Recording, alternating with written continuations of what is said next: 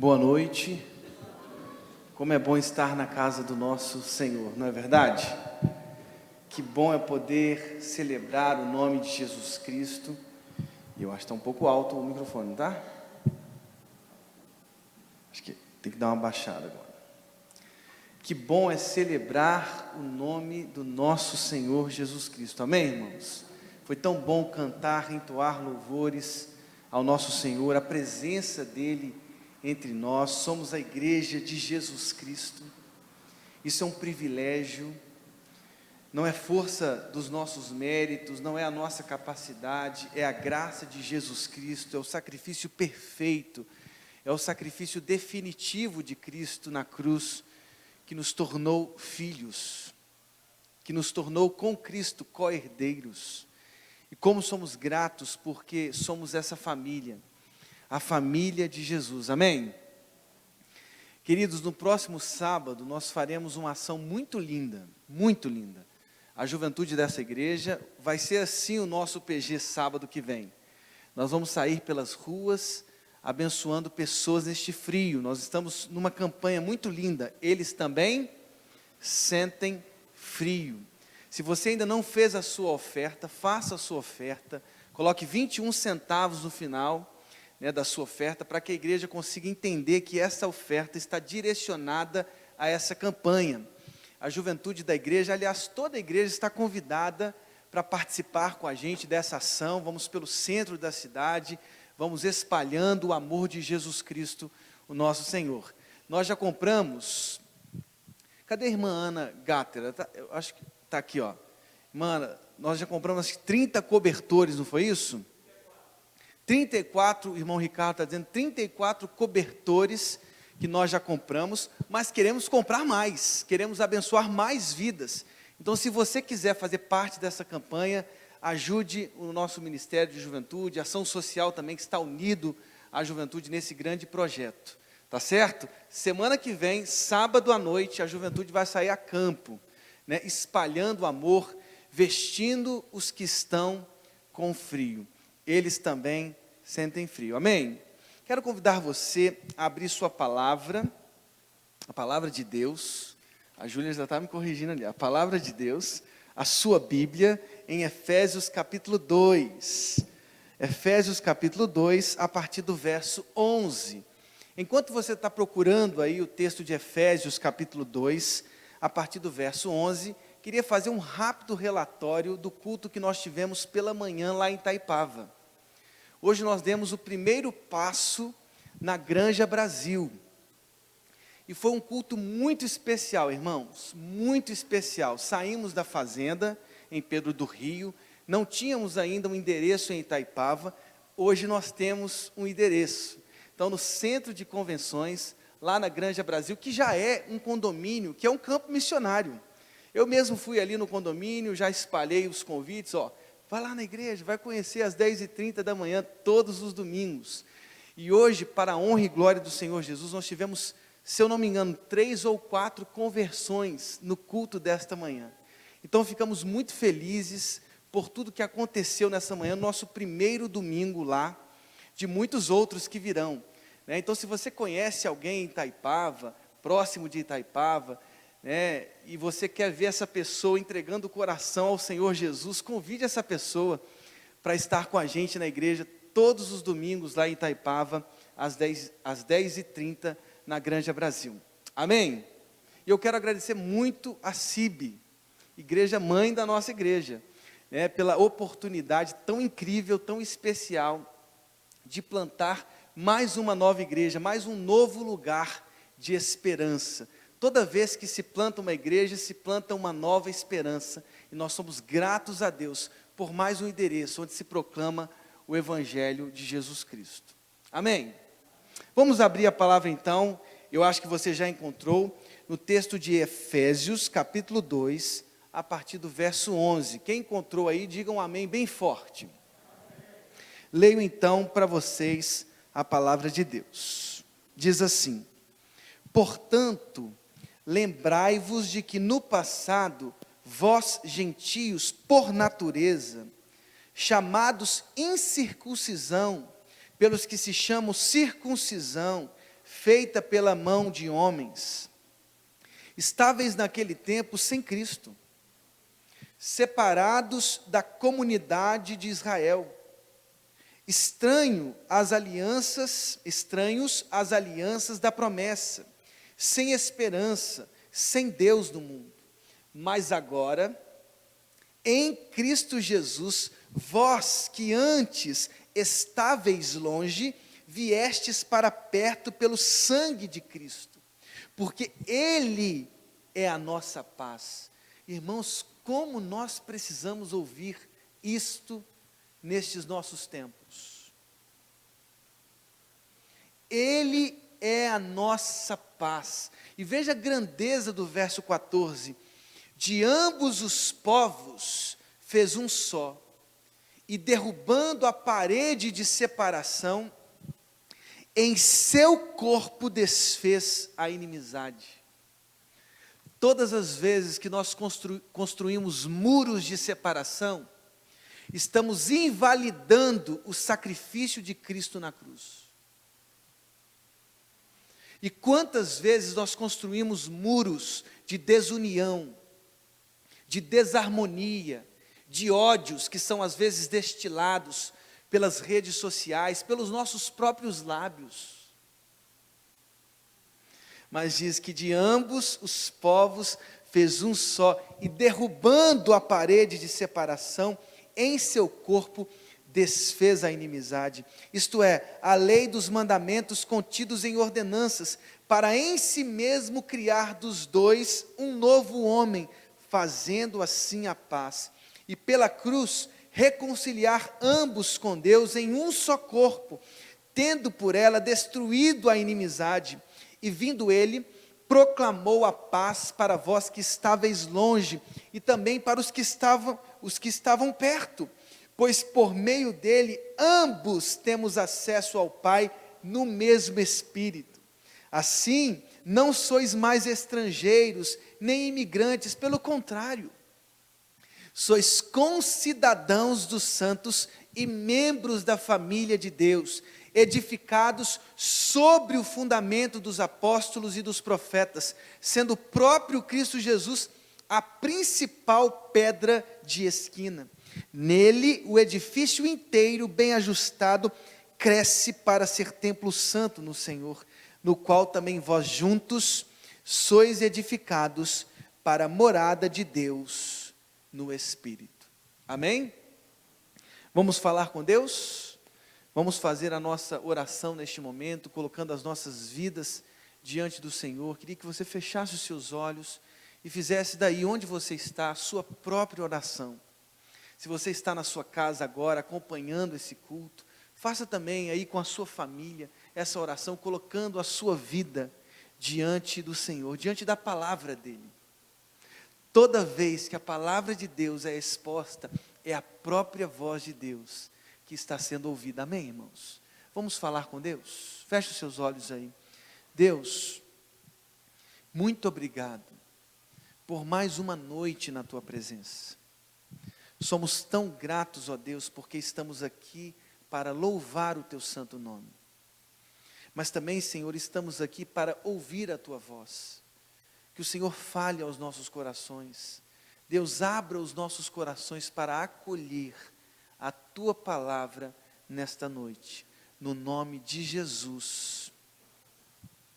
Amém. Queridos irmãos e irmãs, tornou-se urgente, e eu diria fundamental, refletir sobre a unidade do corpo de Cristo. Sobretudo nestes tempos que fomos dispersados por conta de uma pandemia que já dura quase 2 anos. Alguém imaginava isso? Que ficaríamos tanto tempo isolados, e agora as coisas estão retomando, mas se você observar os tempos anteriores, você vai perceber como a igreja se dispersou nos lares, nas casas. E por isso precisamos refletir sobre a unidade. E essa palavra dispersão, ela me impressiona no próprio Novo Testamento. Eu me lembro até hoje de um sermão que eu ouvi do pastor Luiz Roberto, professor de Novo Testamento do Seminário do Sul. Um grande homem de Deus. Ele pregou na capela um sermão que eu me lembro até hoje. Ele analisa o primeiro capítulo da primeira carta de Pedro aos forasteiros, aos que estavam dispersos na Ásia Menor, no Ponto, na Frígia, na Galácia. E ele diz que aqueles eleitos do primeiro capítulo da carta de 1 Pedro, são eleitos para serem forasteiros, eleitos para serem dispersos. E como o povo de Deus, como o povo de Israel, viveu sim em sua história dispersões. Foram espalhados por causa dos exílios, por causa dos domínios estrangeiros. E quando a gente vê e lê essas memórias, a gente observa como nós, neste tempo, fomos dispersados. E tornou-se muito necessário, fundamental, pensarmos a unidade, sim, nesse isolamento social que nós vivemos nesse tempo, nas casas, na ausência dos cultos presenciais. Por exemplo, batismos virtuais, ceias virtuais, cultos virtuais, mas esse não é o ponto fundamental. Cada igreja local, com a sua competência, com a sua autonomia, teve que responder a este momento. Teve que compreender este novo momento. Mas pensar a unidade é tornar todas estas questões, ainda que importantes, periféricas. Hoje as igrejas entenderam que há um papel importante, que é a proclamação do Evangelho através das redes sociais, através da internet. Aquilo que se tornou necessário, por exemplo, na reforma, com a invenção da imprensa, hoje tornou-se necessário para a proclamação do Evangelho à internet. Mas essas questões, eu diria e repetiria, são periféricas. Cada igreja, com a sua competência local, soube responder a este tempo em sua localidade, em sua autonomia, na decisão de sua assembleia. Mas pensar a unidade a partir do Novo Testamento, pensar a unidade a partir do Deus triuno, isso sim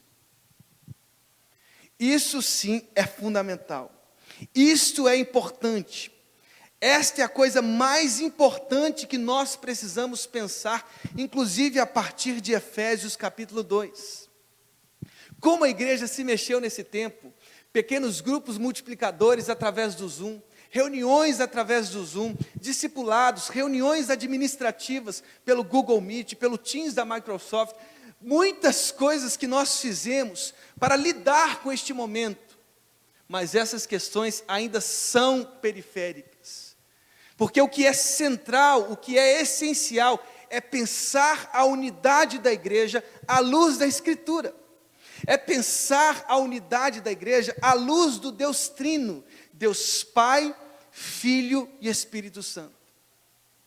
Há um verso em Gálatas 1,13 que me mostra a compreensão que o apóstolo Paulo tem sobre a igreja. Lá em Gálatas 1,13 ele diz que ele perseguiu a igreja de Deus. Ele diz assim: como sobremaneira eu perseguia a igreja de Deus e a devastava.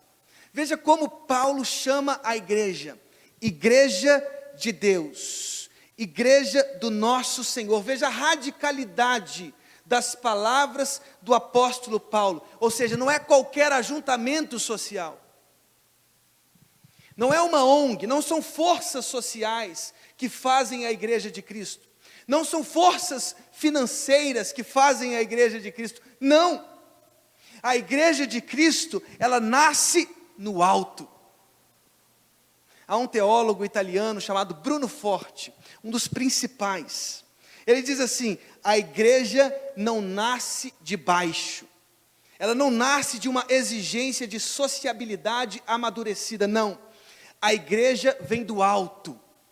A igreja é uma realização de Deus. Veja a radicalidade do que esse teólogo diz, que é nutrida a partir da própria radicalidade do apóstolo Paulo.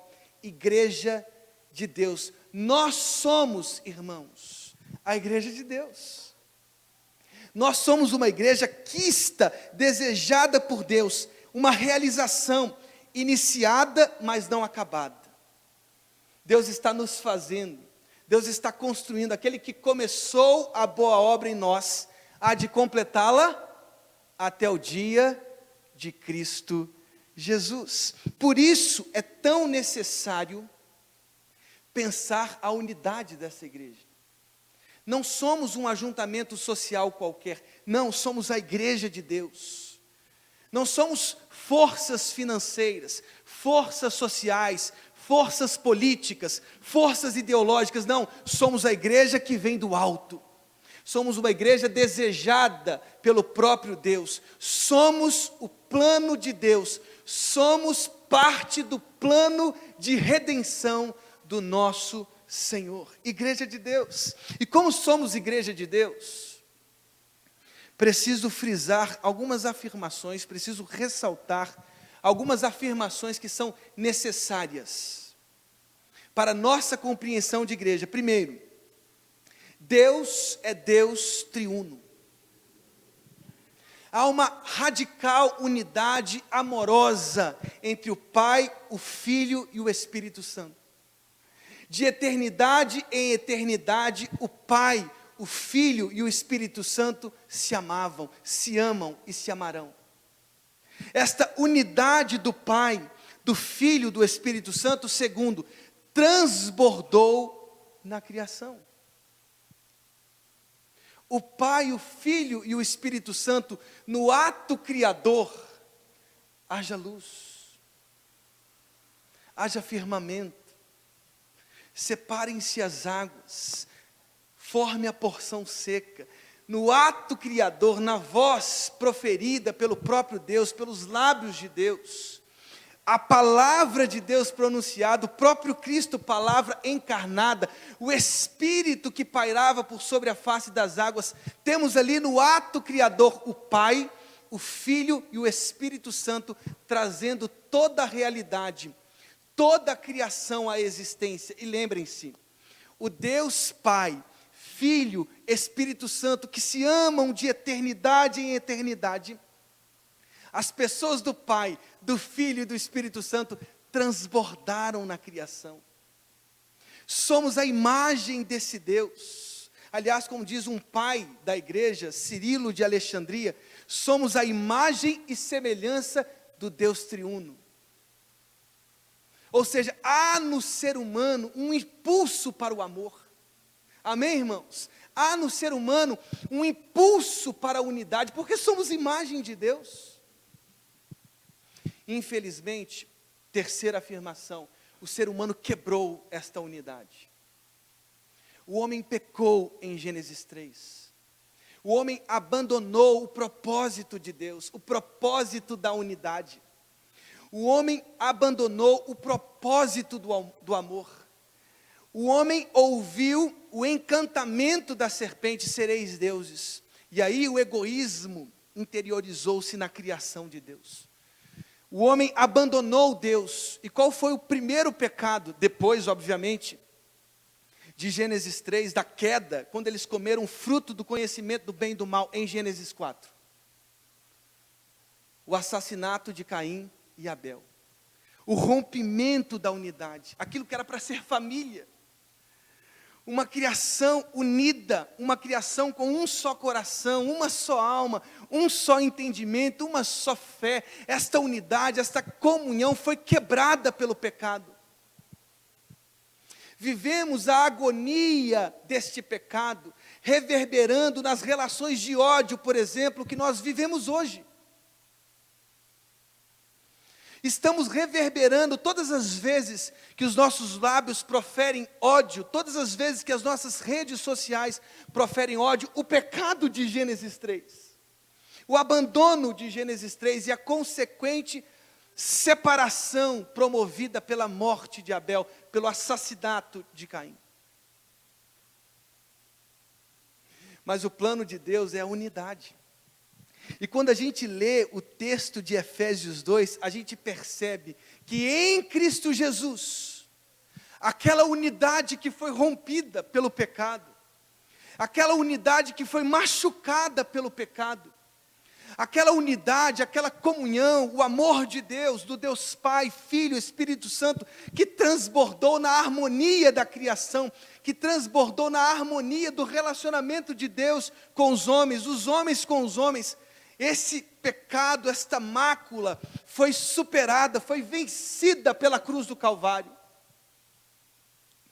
E quando a gente pensa a igreja de Deus, que vem do alto, esta igreja que não nasce embaixo das nossas forças sociológicas, das nossas forças financeiras, mas essa igreja que vem do alto, que vem do desejo de Deus, percebemos esse desejo intrínseco no coração do próprio Deus, de toda a criação ser um só corpo, ser uma só alma. E aí a gente repensa o que é ser igreja. Ser igreja é derrubar muros. Ser igreja é destruir preconceitos. Ser igreja é unir-se, tornando-se um só corpo, uma só alma, uma só fé.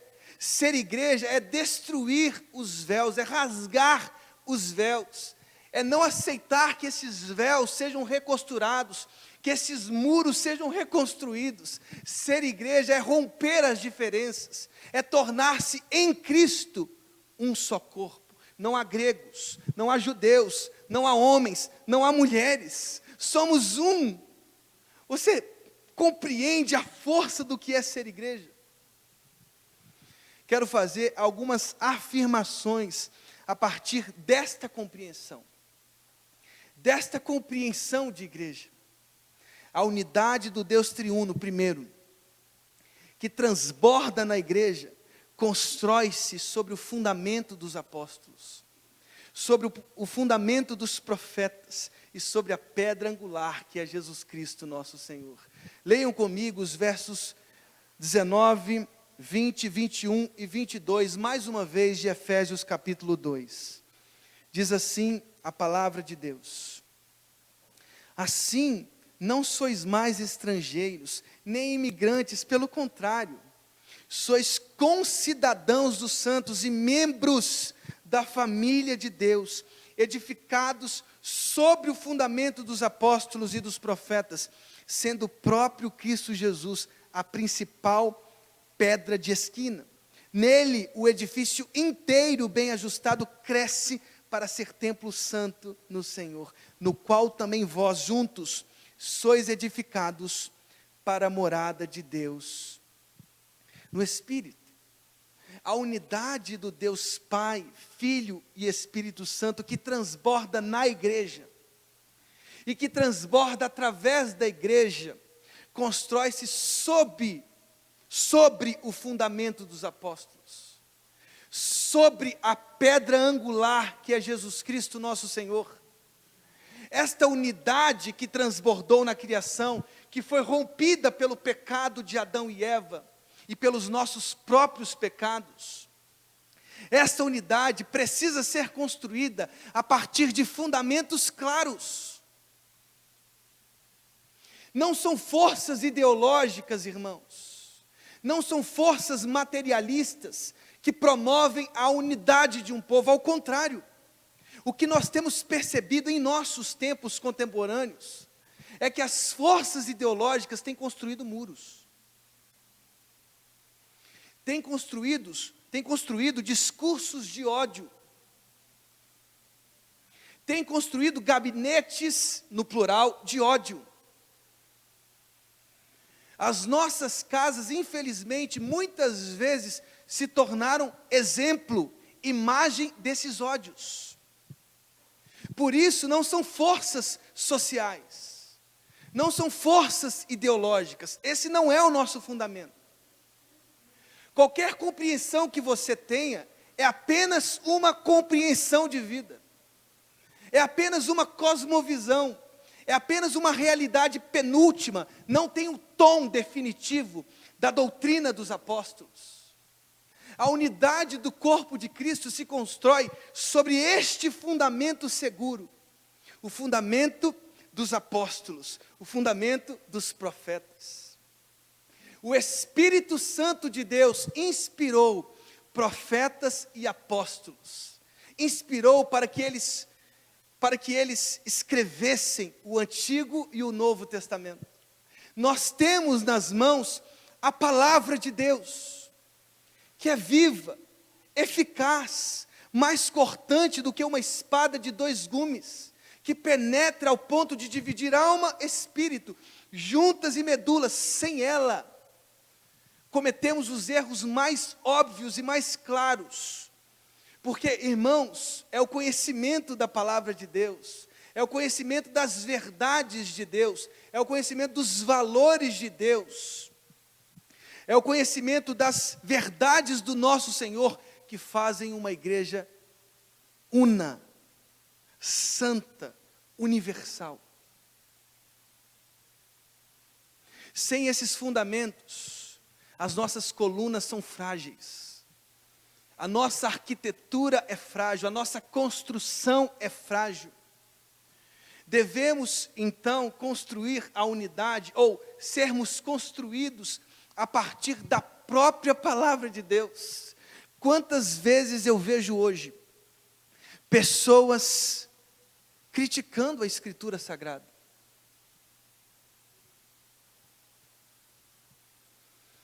Quantas vezes eu observo isso, quantas vezes eu vejo hoje pessoas questionando a palavra de Deus. Eu me lembro de estar dando aula uma vez sobre homilética, sobre sermão, sobre pregação, e um aluno me perguntou: mas é necessário pregar a Bíblia na igreja? Eu quase sentei naquele dia e chorei. A palavra de Deus é a nossa verdade. A palavra de Deus é o nosso único fundamento. Nenhuma unidade é construída longe das Escrituras Sagradas. Nenhuma unidade é construída longe do fundamento dos apóstolos e profetas. O Deus Pai, Filho e Espírito Santo inspirou a Sagrada Escritura para que ela fosse o nosso fundamento forte. É ela que nós proclamamos no desespero daqueles discípulos que caminhavam para Emaús. O que Jesus fez senão expor a Sagrada Escritura, passando por Moisés e todos os profetas. O que Jesus falou acerca da Escritura, lá em seu Sermão da Montanha: eu vim para cumprir o que os profetas disseram. Eu vim para cumprir o que a Torá disse, o que a palavra de Deus disse. O que Jesus disse aos saduceus: vocês erram, porque vocês não conhecem as Escrituras e o poder de Deus. Uma igreja unida, uma igreja que cresce fervorosamente, uma igreja que transforma a sua sociedade local, o seu entorno, é uma igreja que se fundamenta na doutrina dos apóstolos e dos profetas. Palavra de Deus inspirada, inerrante, infalível, palavra de Deus que transformou as nossas vidas. Segunda coisa, a unidade do Deus triuno que transborda na igreja constrói-se sobre o perfeito sacrifício de Jesus. Leiam comigo a partir do verso 13 de Efésios capítulo 2. Diz assim: mas agora, em Cristo Jesus, vós, que antes estáveis longe, viestes para perto pelo sangue de Cristo, pois Ele é a nossa paz. De ambos os povos fez um só, e derrubando a parede de separação em seu corpo, desfez a inimizade, isto é, a lei dos mandamentos contidos em ordenanças, para em si mesmo criar dos dois um novo homem, fazendo assim a paz, e pela cruz reconciliar ambos com Deus em um só corpo, tendo por ela destruído a inimizade. O perfeito sacrifício de Jesus Cristo, pelo sangue de Cristo, os que estáveis longe, viestes para perto, como diz o verso 13, pelo sangue de Cristo. Ele é a nossa paz. O perfeito sacrifício de Cristo derrubou os muros, rasgou o véu de alto a baixo, como diz Mateus 27:51. Quando Jesus entregou o seu Espírito, diz a palavra de Deus, o véu se rasgou de alto a baixo, ou seja, uma afirmação teológica veemente de que não eram ações humanas que estavam por trás disso. Era a ação do próprio Deus. Os que estavam longe agora teriam a oportunidade de serem Israel, de receberem as promessas feitas a Abraão, de serem um só povo. Deus, em Cristo, reconciliou os que estavam perto e os que estavam longe. Veja, em Cristo, em seu perfeito sacrifício, somos igreja. Somos um só povo, somos um só corpo. E como é bom viver esta unidade, como é bom viver esta comunhão, como é bom viver esta união. E todas as vezes, como na experiência de Corinto, facções são criadas no interior da própria igreja, manchamos, maculamos o sacrifício perfeito de Jesus Cristo.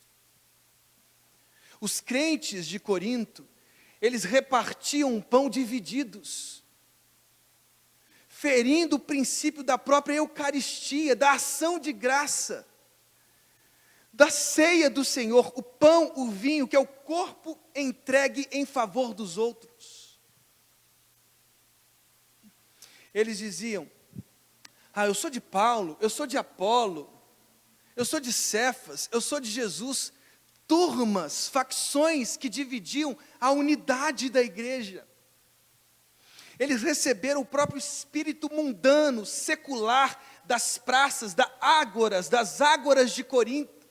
Porque nas ágoras de Corinto reuniam os filósofos estoicos, sim, epicureus. E aí nas praças, nas ágoras, as torcidas se dividiam nas disputas retóricas entre filósofos. E aí a igreja de Corinto interiorizou o princípio mundano, criando facções que destruíam a unidade do corpo de Cristo. O que estamos vendo hoje? As redes sociais se tornaram ágoras, se tornaram praças públicas, em que as pessoas se reúnem para destilar ódios, mas esse não é o sacrifício de Cristo, esse não é o resultado, não é a consequência do sacrifício de Cristo.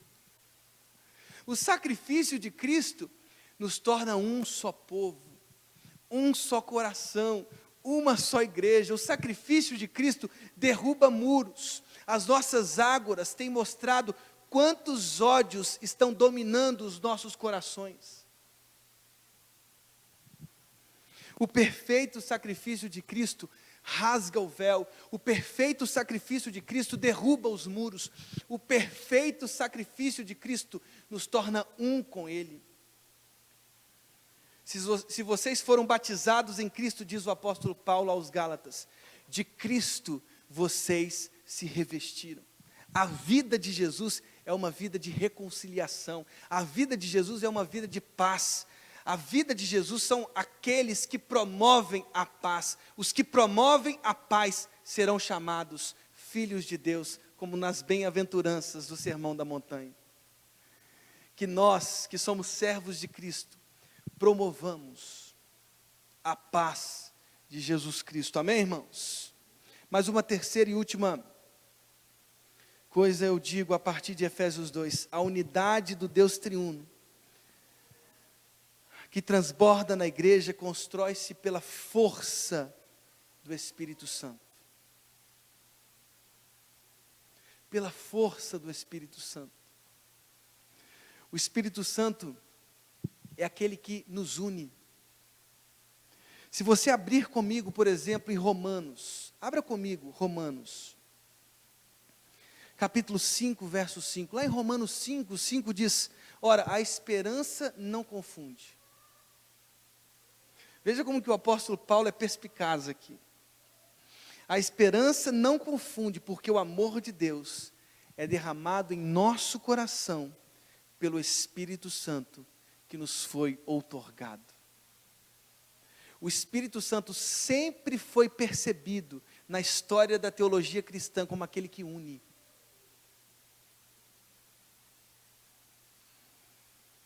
Deus Pai é chamado aquele que ama. Deus Filho é chamado aquele que é amado. O Espírito, o amor. O elo, aquele que une o Pai ao Filho, o Filho ao Pai. O Deus Pai, Filho, Espírito Santo, a igreja. O amor de Deus foi transbordado em nossos corações pela força do Espírito Santo. A palavra de Deus em 1 Coríntios 12 diz que nós não confessaríamos Cristo como Senhor se não fosse a força do Espírito Santo de Deus. Que cada vez mais os nossos corações se encham do Espírito Santo de Deus.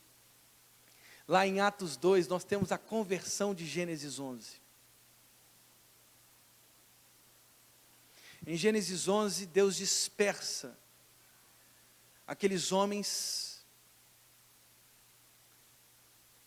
orgulhosos, que queriam construir uma torre para o céu. Eles foram dispersados em línguas, eles foram separados na radical separação, para confrontar o orgulho, a soberba daquele ser humano, que achou que poderia forjar uma torre de autoabsolvição. Em Atos 2, aqueles homens humildes, 120 discípulos iletrados, 120 discípulos anônimos, 120 discípulos que eles disseram assim, mas esses aí, que têm traços da Galileia, pobres, de cidades insignificantes, aqueles deixaram todos aqueles homens que estavam na festa de Pentecostes atônitos. Aquelas diferentes línguas foram traduzidas. Uma conversão de Gênesis 11, pela força do Espírito Santo de Deus, que desceu como um vento forte, impetuoso, e todos aqueles que estavam ali ouviam em seus próprios dialetos o Evangelho de Jesus Cristo. O Espírito Santo é aquele que nos une. Por quê, irmãos? Diz Efésios 4, há um só corpo, um só Espírito, fostes chamados em uma só esperança, há um só Senhor, uma só fé, um só batismo, um só Deus e Pai de todos, por todos, e que está em todos. Que a nossa igreja cada vez mais se una, para enfrentar as pandemias, para enfrentar os sofrimentos, para enfrentar seus desafios, se unir em projetos como estes projetos bonitos que nascem no coração da juventude, dos adolescentes, da ação social da igreja. Imagine corações unidos, porque somos uma só fé, porque somos um só corpo, porque somos um só batismo, um só Deus, Pai de todos e que é por todos e está em todos. Que os nossos corações se unam como igreja de Cristo, que a gente possa reverberar o Deus Pai, Filho e Espírito Santo que transbordou na criação para destruir muros. Que os nossos corações não mais reverberem a impiedade de Gênesis 3, o fratricídio de Gênesis 4, não. Que os nossos corações reverberem o amor de Deus, derramado em nossos corações, pela força do Espírito Santo de Deus. Amém? Vamos orar? Vamos nos colocar em pé para orarmos?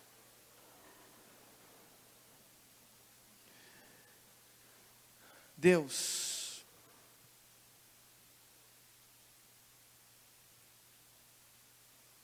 a igreja de Corinto nos ensinou que não vale a pena copiar o mundo.